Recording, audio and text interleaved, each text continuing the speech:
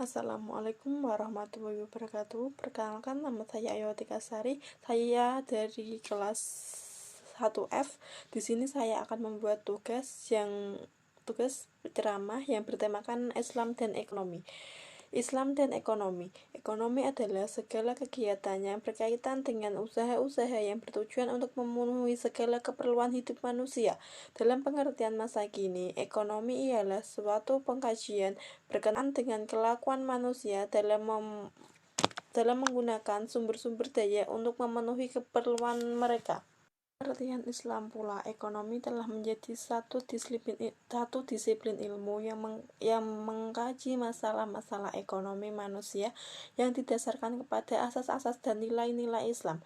Di samping itu, ekonomi Islam adalah kegiatan perekonomian yang berbasis penguatan kesejahteraan dalam sistem sosial Islam.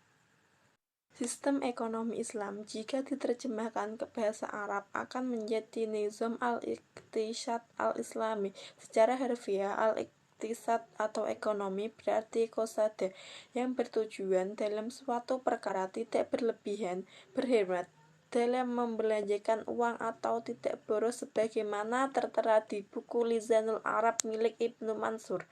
Dengan bahasa lain, bahwasanya istilah ekonomi Islam berarti analisa tentang hal-hal ekonomi seputar ekonomi yang berasaskan hukum-hukum syariah. Sebagaimana ketika istilah ekonomi ini disandingkan dengan fikih akan mendukung analisa perkara perekonomian ditinjau dari segi-segi fikihnya.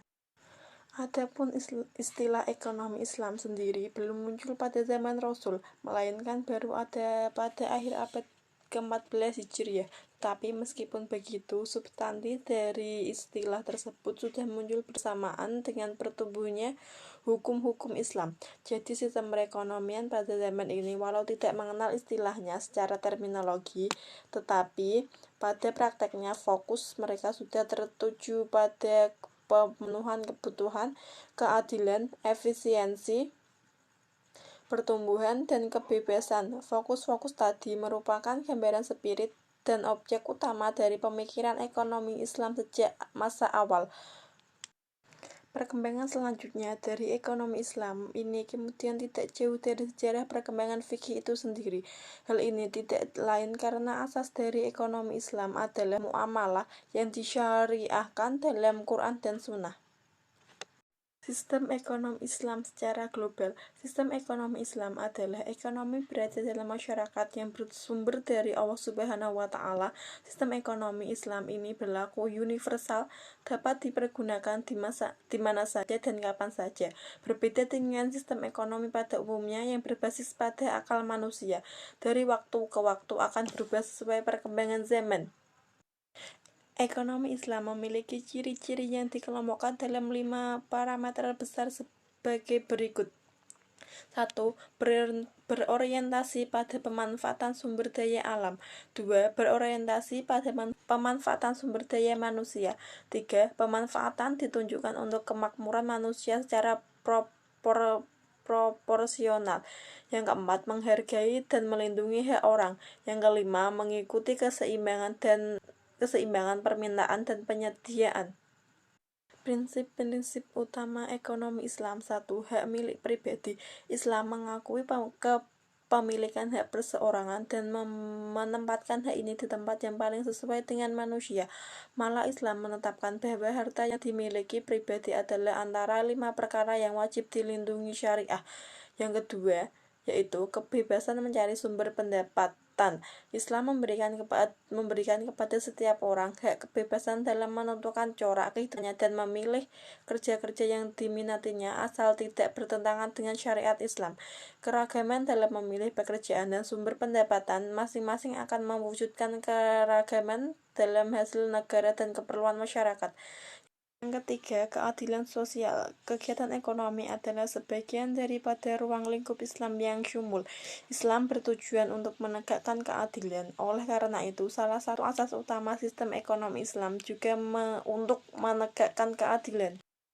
Pajak dalam perspektif Islam. Dalam istilah bahasa Arab, pajak dikenal nama al-usyr atau lihat Lisanul Arab Al-Mu'jam Al-Wasyid hal 609, atau Al-Maks, atau bisa juga disebut ad-daribah yang artinya adalah pungutan yang ditarik dari rakyat oleh para penarik pajak.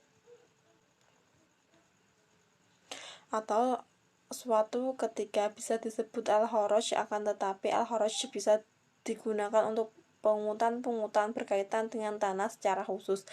Dapat dilihat dalam al-Mughni. Islam, penerapan pajak yang ditetapkan oleh pemerintah adalah diperbolehkan sebagaimana ini dijelaskan oleh Imam Qurtubi dalam tafsirnya, dengan dalih bahwasanya di dalam harta setiap warga negara itu ada hak selain zakat. Diketahui bahwa perpajakan adalah salah satu bentuk kebijakan fiskal dari pemerintah atau negara, dan kebijakan fiskal ini merupakan salah satu perangkat untuk mencapai tujuan syariah yang berupa peningkatan kesejahteraan dengan tetap menjaga keimanan, kehidupan intelektualitas, kekayaan, dan kepemilikan.